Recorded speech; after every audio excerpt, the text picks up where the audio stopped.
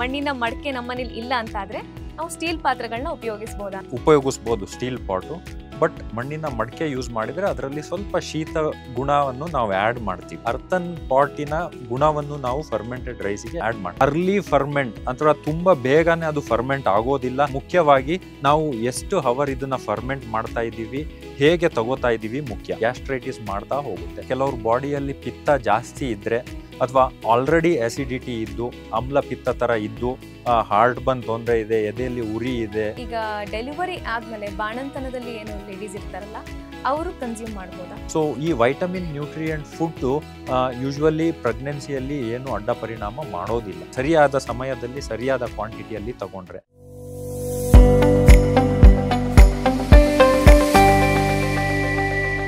Sir, ಸ್ವಲ್ಪ ದಿನಗಳ ಹಿಂದೆ ನೀವು ತಂಗಳನ್ನ ಫರ್ಮೆಂಟೆಡ್ ರೈಸ್ ಬಗ್ಗೆ ಮಾತಾಡಿದ್ರಿ. ಅದಕ್ಕೆ ಹತ್ತತ್ರ 1,40,000 ವ್ಯೂಸ್ ಬಂದಿದೆ. ಹಾಗೆ ಸಾಕಷ್ಟು ಜನ ಕಮೆಂಟ್ಸ್ ಕೂಡ ಮಾಡಿದ್ದಾರೆ. ಅದರಲ್ಲಿ ತಮ್ಮ ಡೌಟ್ಗಳನ್ನ ವ್ಯಕ್ತಪಡಿಸಿದ್ದಾರೆ. ಅದರಲ್ಲಿ ಒಂದೊಂದನ್ನೇ ನಾನು ಕೇಳ್ತಾ ಹೋಗ್ತೀನಿ. ಸೊ ನೋಡೋಣ ಹೆಂಗ್ ಬರುತ್ತೆ ಅಂತ. ಖಂಡಿತ. Very good information. If earthen pot is not there, can we use steel utensils? ಮಣ್ಣಿನ ಮಡಕೆ ನಮ್ಮನೇಲಿ ಇಲ್ಲ ಅಂತ ಆದ್ರೆ ನಾವು ಸ್ಟೀಲ್ ಪಾತ್ರೆಗಳನ್ನ ಉಪಯೋಗಿಸಬಹುದಾ ಅಂತ ಕೇಳಿದ್ದಾರೆ. ಯೂಶುವಲಿ ಉಪಯೋಗಿಸ್ಬೋದು steel pot. But earthen pot use ಮಾಡೋದು, ಮಣ್ಣಿನ ಮಡಕೆ ಯೂಸ್ ಮಾಡಿದರೆ ಅದರಲ್ಲಿ ಸ್ವಲ್ಪ ಶೀತ ಗುಣವನ್ನು ನಾವು ಆ್ಯಡ್ ಮಾಡ್ತೀವಿ. ಸೊ ಮಣ್ಣಿಂದು ಏನು ಪಾಟಿಂದು ಮಣ್ಣಿಂದು ಏನು ಗುಣ ಇದೆ ಅದು ಕೆಲವೊಮ್ಮೆ ಫರ್ಮೆಂಟೆಡ್ ರೈಸಲ್ಲಿ ಬರ್ತದೆ. But steel is A neutral material. So ಅದರಿಂದ ಏನು ನಾವು ಪ್ರಾಪರ್ಟೀಸ್ ಫರ್ಮೆಂಟೆಡ್ ರೈಸಿಗೆ ಆ್ಯಡ್ ಮಾಡೋದಿಲ್ಲ. ಬಟ್ ಅರ್ಥನ್ ಪಾಟಿನ ಗುಣವನ್ನು ನಾವು ಫರ್ಮೆಂಟೆಡ್ ರೈಸಿಗೆ ಆ್ಯಡ್ ಮಾಡ್ತೀವಿ. ಅಂದರೆ ಸ್ವಲ್ಪ ಶೀತತ್ವ ಅಥವಾ ಶೀತ ಕ್ವಾಲಿಟಿಯನ್ನು ನಾವು ಆ್ಯಡ್ ಮಾಡ್ತೀವಿ. ಹಾಗಾಗಿ ಅದು ಬಾಡಿಗೆ ಸ್ವಲ್ಪ ತಂಪು ಮಾಡ್ತದೆ. ಓಕೆ.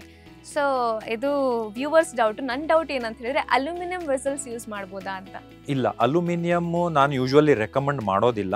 ಯಾಕಂದರೆ ಅಲ್ಯೂಮಿನಿಯಮ್ಮು ಒಂದು ಒಳ್ಳೆ ಏನಂತಾರೆ ಎಲೆಕ್ಟ್ರಿಸಿಟಿ ಅಥವಾ ಎಲೆಕ್ಟ್ರಿಕಲ್ ಅಪ್ಲಯನ್ಸಸ್ಸಿಗೆ ಇದೊಂದು ಒಳ್ಳೆ ಮೆಟೀರಿಯಲ್ಲು ಅಥವಾ ಒಳ್ಳೆ ಮೆಟಲ್ಲು. ಬಟ್ ಏನು ಆಹಾರ ಬಳಕೆಯನ್ನು ನಾವು ಕುಕ್ ಮಾಡೋಕ್ಕಾಗಲಿ ಅಥವಾ ಏನಾದರೂ ತಿನ್ನೋ ಪದಾರ್ಥವನ್ನು ಅಲ್ಯೂಮಿನಿಯಮ್ಮಲ್ಲಿ ಯೂಸ್ ಮಾಡೋದು ನಾನು ರೆಕಮೆಂಡ್ ಮಾಡೋದಿಲ್ಲ. ಯಾಕಂದರೆ ಇದರಿಂದ ಬೇರೆ ಅಡ್ಡ ಪರಿಣಾಮಗಳಾಗ್ತದೆ. ಹಾಗಾಗಿ aluminium vessels usually not safe. ಇನ್ನೊಬ್ಬ ವ್ಯೂವರ್ ಕೇಳಿರೋ ಪ್ರಶ್ನೆ, ಡಾಕ್ಟರ್ ಶುಗರ್ ಪೇಷಂಟ್ಸ್, ಡಯಾಬಿಟೀಸ್ ಇರೋರು ತಂಗಳನ್ನ ತಿನ್ನಬಹುದಾ ಅಂತ. ಯೂಶುವಲಿ ಶುಗರ್ ಪೇಷಂಟ್ಸ್ ಅವರು ತಿನ್ಬಹುದು ತಂಗಳನ್ನ.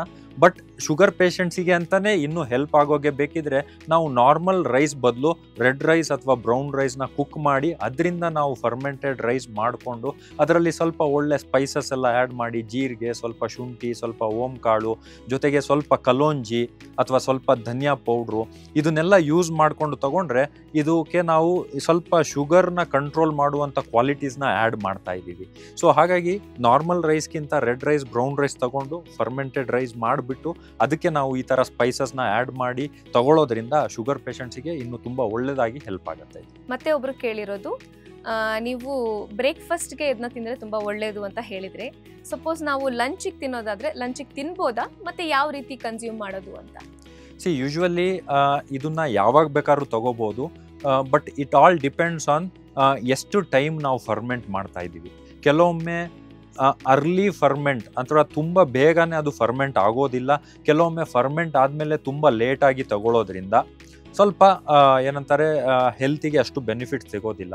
ಸೊ ಹಾಗಾಗಿ ತಗೊಳ್ಳೋ ಟೈಮ್ಗಿಂತ ಮುಖ್ಯವಾಗಿ ನಾವು ಎಷ್ಟು ಅವರ್ ಇದನ್ನು ಫರ್ಮೆಂಟ್ ಮಾಡ್ತಾ ಇದ್ದೀವಿ, ಹೇಗೆ ತಗೋತಾ ಇದ್ದೀವಿ ಮುಖ್ಯ. ಸೊ ನೀವು ಯಾಕಂದರೆ ನಾವು ರಾತ್ರಿ ಅನ್ನ ಇಟ್ಟರೆ ಬೆಳಿಗ್ಗೆ ಒಂದು 8 ಅವರಲ್ಲಿ ಸಾಮಾನ್ಯವಾಗಿ ಒಳ್ಳೆಯ ಫರ್ಮೆಂಟೇಷನ್ ಪ್ರೋಸೆಸ್ ಆಗ್ತದೆ, ಅದನ್ನು ತಗೋಬಹುದು. ಊಟಕ್ಕೆ ತುಂಬ ಫರ್ಮೆಂಟ್ ಆದರೆ ಅದರಲ್ಲಿ ಹುಳಿ ಅಥವಾ ಸೋರಿಟಿ ಜಾಸ್ತಿ ಬರ್ತಾ ಹೋಗುತ್ತೆ. ಸೊ ಯಾವಾಗ ತುಂಬ ಹುಳಿ ಆಗ್ತಾ ಹೋಗುತ್ತೋ ಕೆಲವೊಮ್ಮೆ ಗ್ಯಾಸ್ಟ್ರೈಟಿಸ್ ಮಾಡ್ತಾ ಹೋಗುತ್ತೆ. ಸೊ ಹಾಗಾಗಿ ನೀವು ಎಷ್ಟು ಗಂಟೆ ಅದನ್ನು ಫರ್ಮೆಂಟ್ ಮಾಡ್ತಾ ಇದ್ದೀರಾ ಅದು ಮೋರ್ ಇಂಪಾರ್ಟೆಂಟು. ಸೊ ಅದ್ರ ಪ್ರಕಾರ ನಾನು ಅದನ್ನು ಬ್ರೇಕ್ಫಾಸ್ಟಲ್ಲೂ ತಗೋಬೋದು ಅಥವಾ ಊಟದಲ್ಲೂ ತಗೋಬೋದು ಅಥವಾ ರಾತ್ರಿ ಊಟದಲ್ಲೂ ತಿನ್ಬೋದು. ಸೊ ನಾವು ಸರಿಯಾಗಿ ಅದಕ್ಕೆ ಪ್ರಾಪರ್ ಆಗಿ ಫರ್ಮೆಂಟ್ ಆಗುವಂತಹ ಟೈಮನ್ನು ಇಟ್ಟು ಫರ್ಮೆಂಟ್ ಮಾಡಿಕೊಂಡು ತಗೊಳ್ಳೋದು ಉತ್ತಮ. ಸಾಮಾನ್ಯವಾಗಿ 8 ರಿಂದ 10 ಗಂಟೆ ಒಳಗಡೆ. ಇಲ್ಲ ಅಂದ್ರೆ ತುಂಬಾ ಫರ್ಮೆಂಟ್ ಆಗ್ಬಿಟ್ರೆ ಜಾಸ್ತಿ ಹುಳಿ ಬರುತ್ತೆ. ಆಮೇಲೆ ಫರ್ಮೆಂಟ್ ಕರೆಕ್ಟ್ ಆಗಿ ಆಗ್ಲಿಲ್ಲ ಅಂದ್ರೆ ಅದ್ರ ಬೆನಿಫಿಟ್ ನಮಗೆ ಸಿಗೋದಿಲ್ಲ. ತಂಗಳನ್ನ ತಿನ್ನಬಹುದಾ, ಇದರಿಂದ ಬುದ್ಧಿಮಾಂದ್ಯ ಆಗುತ್ತೆ ಅಂತ ಹೇಳ್ತಾರಲ್ವಾ ಸರ್ ಅಂತ ಕೇಳಿದ್ದಾರೆ. ಯೂಶ್ವಲಿ ಯಾಕಂದರೆ ಇದರಲ್ಲಿ ನಾವು ಏನು ಅಡಿಟಿವ್ಸ್ ಹಾಕ್ತಾ ಇಲ್ಲ, ಪ್ರೋಸೆಸಿಂಗ್ ಏನು ಮಾಡ್ತಾ ಇಲ್ಲ, ಆಮೇಲೆ ಏನಿದು ಫರ್ಮೆಂಟ್ ಆಗ್ತಾ ಇದೆ, ಒಳ್ಳೆ ಬ್ಯಾಕ್ಟೀರಿಯಾಸ್ ಇದೆ ಅದರಲ್ಲಿ, ಜೊತೆಗೆ ಒಳ್ಳೆ ನ್ಯೂಟ್ರಿಷನ್ ಆಹಾರ, ಆಮೇಲೆ ಒಳ್ಳೆಯ ವೈಟಮಿನ್ಸ್ ಇರುತ್ತೆ ರಿಚ್, ಆಮೇಲೆ ಸರಿಯಾಗಿ ಇದನ್ನು ತಗೊಳ್ಳೋದ್ರಿಂದ ಇದರಲ್ಲಿ ಏನು ಅಡ್ಡ ಪರಿಣಾಮ ಇರೋದಿಲ್ಲ. ಯಾಕಂದರೆ ಅಡ್ಡ ಪರಿಣಾಮ ಮಾಡುವಂಥದ್ದು ಏನು ಇಂಗ್ರೀಡಿಯೆಂಟ್ಸ್ ಇಲ್ಲ ಇದರಲ್ಲಿ. ಸೊ ಹಾಗಾಗಿ ವೆರಿ ಲೆಸ್, ಅಥವಾ usually there is no chance of ಈ ತರ ಏನಾದರೂ ಬುದ್ಧಿಮಾಂದ್ಯತೆ ಅನ್ಸುತ್ತೆ. ಈ ತರ ಮಿತ್ ಇರುತ್ತೆ, ಕೆಲವರಿಗೆ ಬ್ಲೋಟಿಂಗ್ ಆಗುತ್ತೆ, ಹುಳಿ ಬರುತ್ತೆ, ಅಥವಾ ಗ್ಯಾಸ್ಟ್ರಿಕ್ ಆಗುತ್ತೆ ಅಂತ. But it all depends on body to body. But usually ಅಂಥದ್ದೇನು ಸೈಡ್ ಎಫೆಕ್ಟ್ಸ್ ಮಾಡುವಂಥದ್ದು ಏನು ಇಂಗ್ರೀಡಿಯೆಂಟ್ಸ್ ಇಲ್ಲ. ಸೊ ಹಾಗಾಗಿ ಮಾಡೋ ಚಾನ್ಸಸ್ ಇರೋದಿಲ್ಲ ಬುದ್ಧಿಮಾಂದ್ಯತೆ. ಸರ್, ರಾತ್ರಿ ಅನ್ನವನ್ನ ಬೆಳಗ್ಗೆ ಫರ್ಮೆಂಟ್ ಮಾಡಿ ಪುನಃ ಬೇಯಿಸಿ ತಿನ್ನಬಹುದಾ ಅಂತ ಒಬ್ರು ಕೇಳಿದ್ದಾರೆ. ಪುನಃ ಬೇಯಿಸೋದು ಒಂದು ಒಳ್ಳೆಯ ವಿಧಾನ ಅಲ್ಲ. ಯಾಕಂದರೆ ಆಲ್ರೆಡಿ ಬೇಯಿಸಿರ್ತೀವಿ, ಅದರಲ್ಲಿ ಫರ್ಮೆಂಟೇಷನ್ ಆಗ್ತಾ ಇರುತ್ತೆ, ಆಮೇಲೆ ಕೆಲವು ಬ್ಯಾಕ್ಟೀರಿಯಾಗಳು ಉತ್ಪತ್ತಿ ಆಗ್ತಾ ಇರುತ್ತೆ, ಒಳ್ಳೆಯ ಹೆಲ್ದಿ ಬ್ಯಾಕ್ಟೀರಿಯಾಗಳು. ಅದನ್ನು ಪುನಃ ಬೇಯಿಸೋದ್ರಿಂದ ಈ ಬ್ಯಾಕ್ಟೀರಿಯಾಗಳೆಲ್ಲ ಕೆಲವೊಮ್ಮೆ ಹಾಳಾಗ್ತಾ ಹೋಗ್ಬೋದು, ಅಥವಾ ನಿಮಗೆ ಏನಂತಾರೆ ಟೇಸ್ಟ್ ಹಾಳಾಗ್ತಾ ಹೋಗ್ಬೋದು. ಹಾಗಾಗಿ ಪುನಃ ಬೇಯಿಸಿ ತಿನ್ನೋದು ಒಳ್ಳೆಯ ಆಪ್ಷನ್ ಅಲ್ಲ. ಸರ್, ಹಾರ್ಟ್ ಬರ್ನ್ ಆಗುತ್ತೆ ಇದನ್ನ ತಿನ್ನೋದ್ರಿಂದ. ರಾತ್ರಿ ಅನ್ನ ತಿಂದ್ರೆ ಈ ರೀತಿ ಎದೆ ಉರಿ ಸ್ಟಾರ್ಟ್ ಆಗುತ್ತೆ ಅಂತ ಹೇಳಿದ್ದಾರೆ.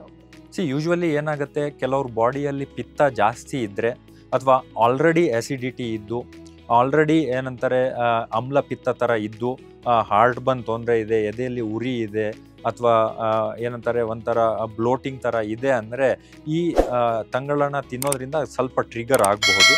ಪ್ರೊವೈಡೆಡ್ ಕರೆಕ್ಟಾಗಿ ನಾವು ಫರ್ಮೆಂಟ್ ಮಾಡಿ ಕರೆಕ್ಟ್ ಸಮಯಕ್ಕೆ ಅದನ್ನು ಕೊಟ್ಟು ಫರ್ಮೆಂಟ್ ಆಗಲಿಕ್ಕೆ ಕೊಟ್ಟು, ತುಂಬ ಹುಳಿಯಾಗಿ ಇಲ್ದಲೇ ಇರುವ ಫರ್ಮೆಂಟೆಡ್ ರೈಸ್ನ ತಗೊಂಡ್ರೆ ಯೂಶ್ವಲಿ ಆಗೋದಿಲ್ಲ. ಬಟ್ ಆಲ್ರೆಡಿ ಈ ಥರ ಪ್ರಾಬ್ಲಮ್ ಎಲ್ಲ ಇದೆ ಅಂದರೆ ಈ ಪ್ರಾಬ್ಲಮ್ನ ಏನಂತಾರೆ ಸರಿಯಾಗಿ ಮಾಡಿಕೊಂಡು ಆಮೇಲೆ ಇದನ್ನು ಬಳಸೋದ್ರಿಂದ ಆ ಪ್ರಾಬ್ಲಮ್ ನಾವು ಏನು ಇದನ್ನು ತಗೊಳ್ಳೋದ್ರಿಂದ ಎದೆ ಉರಿ ಬರುತ್ತೆ ಅಥವಾ ಹಾರ್ಟ್ ಬರ್ನ್ ಆಗುತ್ತೆ ಅದನ್ನು ನಾವು ಅವಾಯ್ಡ್ ಮಾಡ್ಬೋದು. Sir, stale rice that too full of bacteria ಅಂತ ಒಬ್ರು ಕ್ವಶನ್ ಕೇಳಿದ್ದಾರೆ. ಸೊ ಇದಕ್ಕೆ ಏನು ಹೇಳ್ತೀರಾ? ಯೂಶ್ವಲಿ ಬ್ಯಾಕ್ಟೀರಿಯಾದಲ್ಲಿ ಎರಡು ಇರುತ್ತೆ, ಒಂದು ಒಳ್ಳೆ ಬ್ಯಾಕ್ಟೀರಿಯಾ ಅಥವಾ ಇನ್ನೊಂದು ಬೇಡದಲ್ಲೇ ಇರೋ ಬ್ಯಾಕ್ಟೀರಿಯಾ. ಸೊ ಇದೇನು ನಾವು ನ್ಯಾಚುರಲ್ ಫರ್ಮೆಂಟೇಷನ್ ಮಾಡ್ತಾ ಇದ್ದೀವಿ, ಇದು ಒಂದು ನ್ಯಾಚುರಲ್ ಪ್ರೋಸೆಸ್ ಆಗಿ ಮಾಡ್ತಾ ಇದ್ದೀವಿ. ಜೊತೆಗೆ ಏನೂ ಅಡಿಟಿವ್ಸ್ ಹಾಕ್ತಾ ಇಲ್ಲ ನಾವು ಇದನ್ನ ಪ್ರೋಸೆಸ್ ಮಾಡಲಿಕ್ಕೆ, ಆರ್ಟಿಫಿಷಿಯಲ್ ಆಗಿ ಇದನ್ನು ಫರ್ಮೆಂಟ್ ಮಾಡ್ತಾ ಇಲ್ಲ ನಾವು.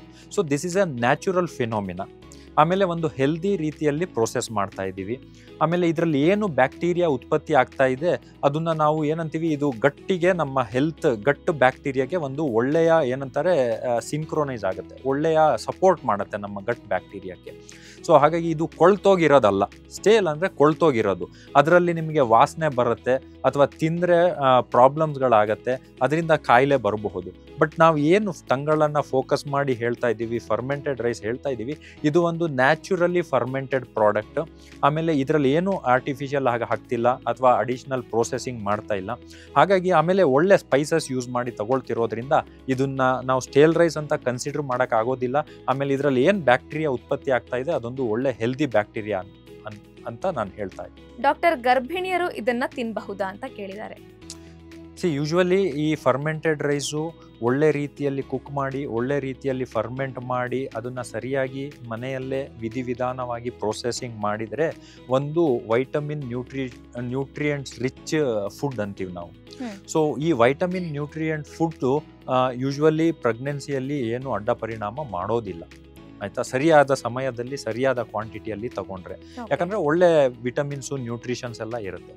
ಬಟ್ ಆಲ್ರೆಡಿ ಪ್ರೆಗ್ನೆಂಟ್ ವುಮೆನ್ನಲ್ಲಿ ತುಂಬ ಗ್ಯಾಸ್ಟ್ರೈಟಿಸ್ ಇದೆ, ಎದೆ ಉರಿ ಇದೆ, ಆಮೇಲೆ ಅಸಿಡಿಟಿ ಇಶ್ಯೂಸ್ ಇದೆ ಅಂದರೆ ಅವಾಯ್ಡ್ ಮಾಡೋದು ಒಳ್ಳೆಯದು.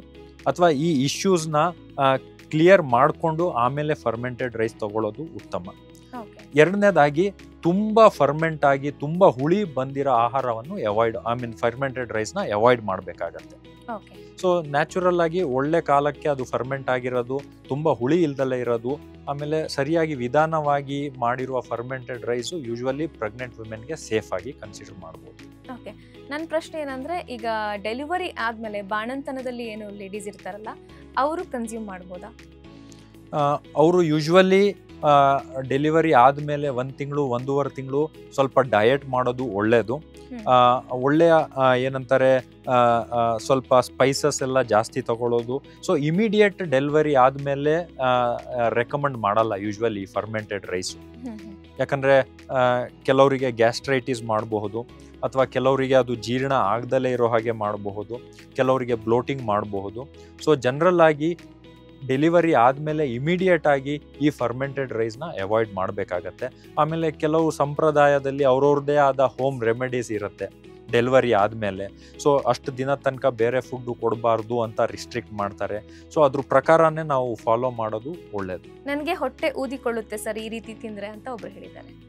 ಯೂಶ್ವಲಿ ನಾನು ಹೇಳಿದ ಹಾಗೆ ಆಲ್ರೆಡಿ ಬ್ಲೋಟಿಂಗ್ ಪ್ರಾಬ್ಲಮ್ ಇದೆ, ಆಲ್ರೆಡಿ ಅಸಿಡಿಟಿ ಪ್ರಾಬ್ಲಮ್ ಇದೆ, ಆಲ್ರೆಡಿ ಇಂಡೈಜೆಷನ್ ಪ್ರಾಬ್ಲಮ್ ಇದೆ ಅಂದರೆ ಆ ಪ್ರಾಬ್ಲಮ್ನ ನಾವು ರಿಪೇರಿ ಮಾಡಿಕೊಂಡು ಅಥವಾ ಸರಿ ಮಾಡಿಕೊಂಡು ಈ ಥರ ಫರ್ಮೆಂಟೆಡ್ ರೈಸ್ ತಿನ್ನೋದು ಉತ್ತಮ. ಏನು ಪ್ರಾಬ್ಲಮ್ ಇಲ್ಲ ಅಂದರೆ ಫರ್ಮೆಂಟೆಡ್ ರೈಸ್ ತಿನ್ನೋದ್ರಿಂದ, ತಂಗಳನ್ನ ತಿನ್ನೋದ್ರಿಂದ ಈ ಪ್ರಾಬ್ಲಮ್ ಕ್ರಿಯೇಟ್ ಮಾಡೋದಿಲ್ಲ ಒಂದು.